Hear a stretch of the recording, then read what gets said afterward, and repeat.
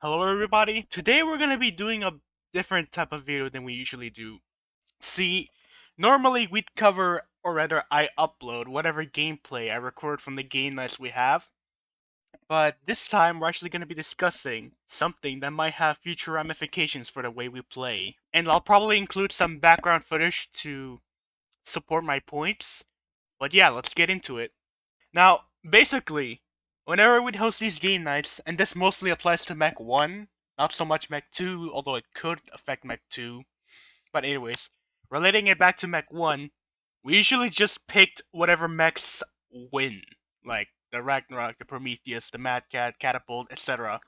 Those type of mechs. And that's how we've been playing it for decades now, because this game is decades old. Nothing much has changed regarding the metagame. It's always been this way for who knows how long since the game came out. We just picked the mechs that win and nothing else. But being that it has been a few decades, this metagame has gotten pretty stale. We never see any variation in what we pick. It's always the Ragnarok and the Prometheus, etc. It's always just those guys. And I think that we could change that by introducing a system, a tiering system that could alter the way we play the game. And the system that I'm proposing, instead of just dividing them into how viable every mech is, we're also splitting them based on usage and their average power level, so that we'd create tiers where some mechs will do better than others, but there won't be any unviable mechs. Okay, that's a bit confusing. Let me rephrase that. So basically, the system that I'm proposing sorts the mechs into different tiers which also function as power levels in that one tier may have mechs of a weaker caliber, and that the tier above it would have stronger mechs, and so on and so forth. And the way we'd play these tiers is that, for example, one game night, we choose to play a tier with like the weaker mechs like the Vulture and the Loki and whatnot. Any mechs that are from the tiers above it, once we actually get to dividing those tiers, they won't be allowed in that specific game. Only mechs from that specific tier where the Vulture and Loki are and below are actually picked, but not anything above. So that saves us from having people playing the Ragnarok in a tier where the Ragnarok would be broken. Okay, so this is basically how the tier is gonna function. The way we're currently playing it now, with no team restrictions or whatever, is gonna be called Anything Goes, and that's what we've been doing for the entirety of since MechAssault 1 has been out. Just anything goes, no restrictions. You can just literally pick an entire team of 4 Prometheuses, and that would be valid and anything goes.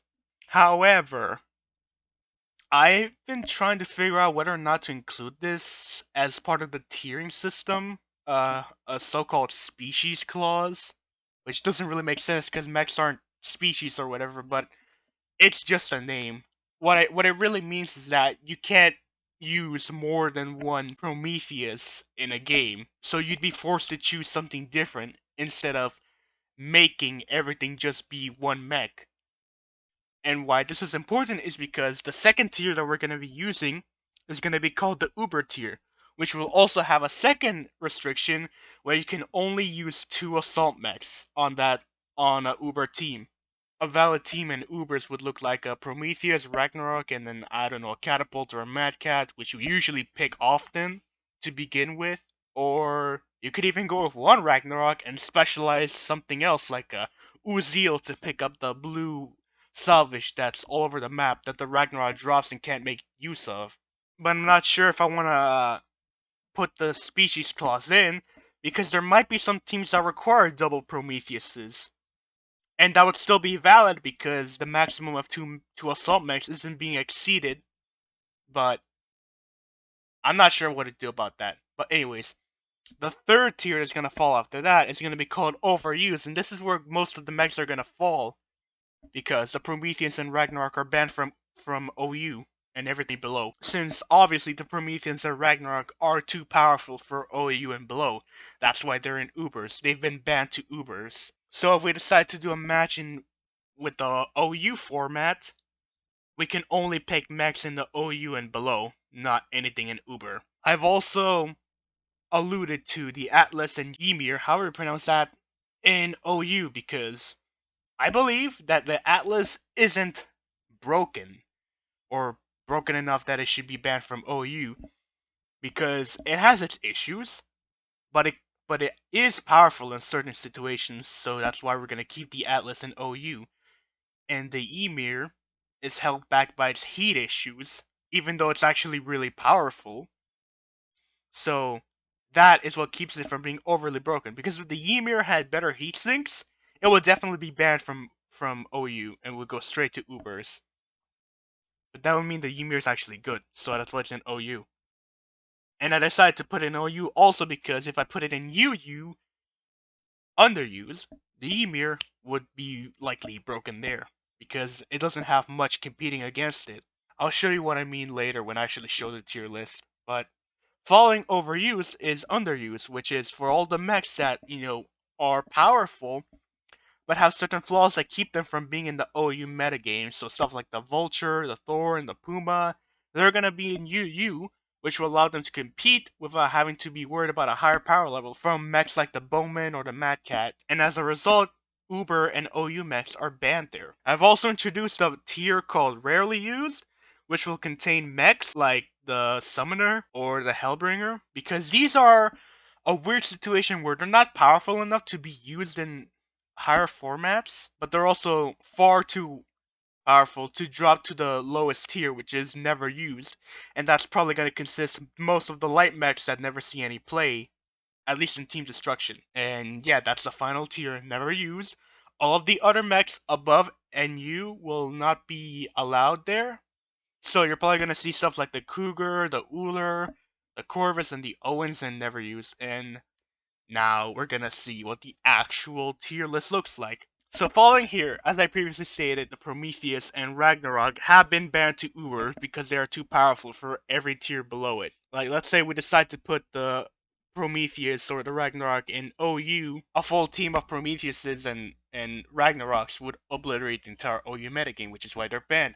Same thing for UU. If the Ragnarok somehow came down to UU, all of these mechs here have zero counterplay to them. The target jammer from the Thor might help in a little while, but the Thor is still forced to engage in close range and risk being hit by a lava gun.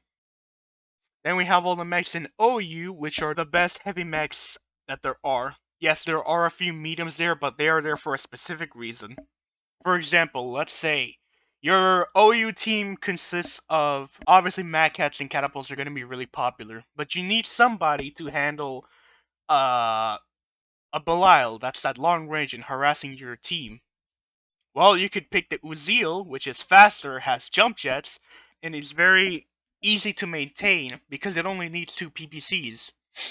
So it doesn't need any salvage from any other types, which could be saved for more powerful mechs that require that salvage, like the Catapult for missiles. The Atlas and Ymir are also there only because they're too powerful for UU and under, but not strong enough to be banned to Ubers because of their flaws.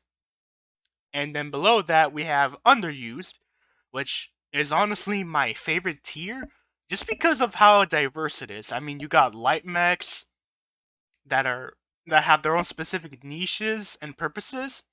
You got your heavies, typical heavies like the Timber and the Thor, but also stuff like the Vulture and the Loki. And we're not sure what UU will look like, but I'm hoping that it sees some play because of the diversity you have here. And we're not sure if the Vulture is just going to be a clone of the Catapult, or if it's actually going to function differently, due to how the Catapult is slower than the Vulture, but it has more armor. But yeah, that's underused. Then we have rarely used, which is the Summoner, the Hellbringer, the Mad Dog, and the Raven. And I put the Raven above all of the other light mechs and never used because the Raven has no signature and actually has a full rack of weapons to use, unlike the Corvus, which only has an autocannon and 2 pulse lasers. The Raven actually has more than that, so it could possibly have a purpose there. If it's too weak, I will probably drop it to never used, but I have a feeling that the Raven could cut it out and rarely used. and put some good results there. Also, the Mad Dog's there because, unlike the Vulture, it's a little bit weaker because it doesn't have two autocannons like in Mech 2, and also doesn't have target jammer. So it's basically like a glass cannon that has to be in close range for it to do anything effectively. And the Hellbringer is there because I think it might be too much for never use, even though it's pretty weak. Autocannons could annoy the entirety of the light mech since light mechs aren't really durable, and the summoner is there because it actually has a bit of firepower. The summoner actually has a decent amount of weaponry in it with 4 pulse lasers and 2 autocannons, and even the hammer missile, which in Mech 1 is able to cause critical hits. And then never used is for all the light mechs that have been neglected and finally get a chance to shine. Now, I did get some feedback saying that the Cougar should be bumped up to rarely used because of how many people have been choosing to use the Cougar. However, I kind of don't want that to happen because if I do end up banning the Cougar to rarely used, then we have a problem in never used where there's no good long range options. Because the Corvus, the Uller, and the Owens all rely on fighting at close range in order to be effective. So you're gonna have to play a very aggressive metagame and never use. And the Cougar's there only because it's a possible long range option to counteract all of this close range interactions, which gives it a purpose to be an NU. And I'm hoping that the Cougar is picked off enough that it's a kind of a glue to never use teams and holding them together in order to have a very balanced form of offense. So that's my reasoning as to why I really don't want the Cougar to be in rarely used. But if it does get enough usage in tiers above it, and not just in never used, then we might consider bumping up the Cougar to rarely used. So as you see here, the tier lists allow these mechs that were previously a class in the current metagame, which is how we currently play it, to gain new purposes in different formats, with the power levels being a lot more balanced, and unlike in the metagame that we currently play, where you can just pick Ragnaroks, a full team of Ragnaroks and Prometheuses, you can actually play the Cougar and see some success with it. Of course, this also depends on player skill, but this is more of just analyzing the mechs in a vacuum, where like player skill and all that isn't really affecting it. The tiers are also organized in a way so that there's upward mobility and downward mobility, and this might be a point that confuses you, so let me explain. Using the Cougar in never used obviously won't make it rarely used, because that's not how that works. Never used is where the Cougar is supposed to be used, so it's going to stay in never used. But if you have a bunch of people trying to use the Cougar in formats above it, like underused and overused, and they're actually succeeding in making it work, either the following happens where the Cougar gets a niche in underused or overused, and it actually becomes an important part of the metagame, in which then we will actually bump it up to underused or overused status. So yeah, most of these decisions are influenced by the community discourse around the mech to begin with, because I will probably listen to a few people that say that the Cougar would be rarely used, but only if the reasoning makes sense, because as of now, this system hasn't even been introduced yet, so we don't really have a council to figure out what mech goes in which tier besides what we have here. And that's basically what I wanted to explain. So to make it simple, if the Cougar keeps getting used in tiers that are beyond NU and sees success, there is a possibility that the Cougar rises to that tier and becomes a part of that tier. And yes, the tier below it will probably lose the Cougar, but if it adapts to the loss of the metagame, we could be fine with it. We could still have a healthy metagame in those tiers. And it's the same thing for going downwards. So like, if the Loki is too weak for underuse, we might drop it down to rarely used, where it could get a chance in there with the lower power levels. Another example I put in the presentation was, if you pick a Mad Dog because it's faster and the Timberwolf is too slow for you, you just need the crossbow missiles. That gives it a niche in OU. It doesn't make it OU. The Mad Dog will probably stay in RU, but also have a specialized role in OU if necessary. If this tier system is adopted, Each mech will gain a new analysis based mainly on their performance in team destruction, since that's what we play most of the time, and also just how viable they are.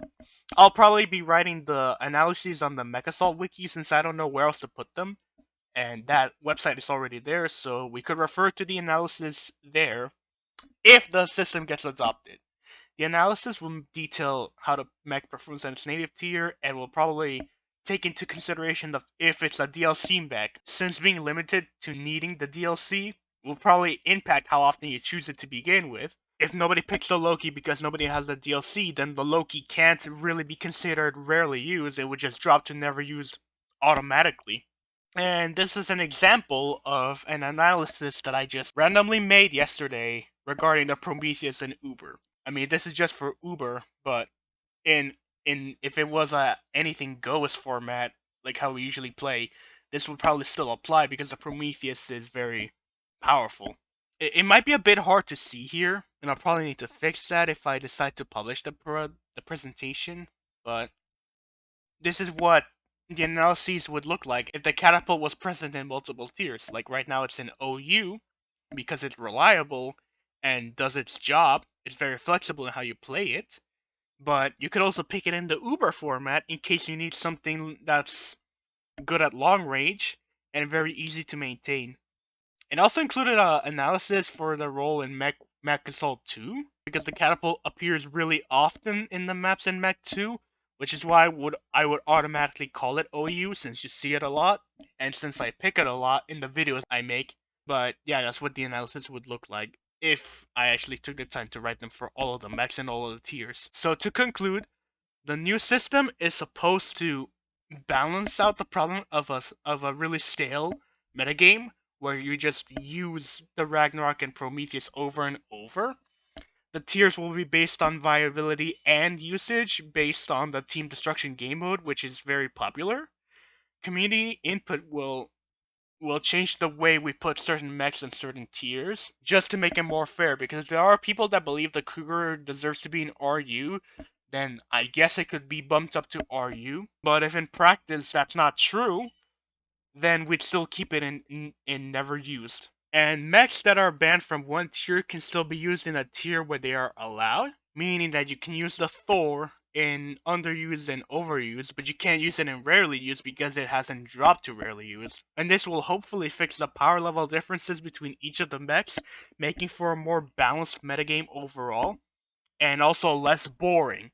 Since we're not always picking the same mechs that work all the time, we could play a rarely used match here and there or an underused match here and there and have fun because we don't have to deal with the Ragnarok or the Prometheus or the Bowman being everywhere. I don't know how to end these. Just subscribe, Lamau. This is getting awkward.